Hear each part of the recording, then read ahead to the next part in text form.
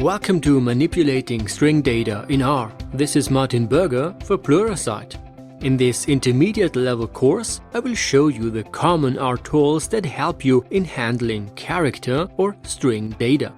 This type of data has its own rules and it is not always easy to work on string data. With this course, I want to help you in tackling this issue. We are going to use our base regular expressions in gsub as well as the stringr add-on package. Stringr is part of the tidyverse and is widely considered the best alternative to gsub. I will also show you how sentiment analysis can be performed on larger text bodies or whole books. In fact, sentiment analysis is one of the main applications of string manipulations today.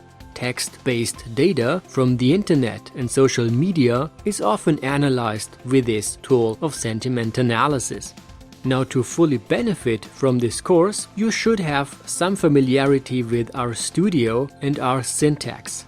This course is best suited for people at an intermediate level. Alright guys, I really hope you're going to use this course to master string data in R.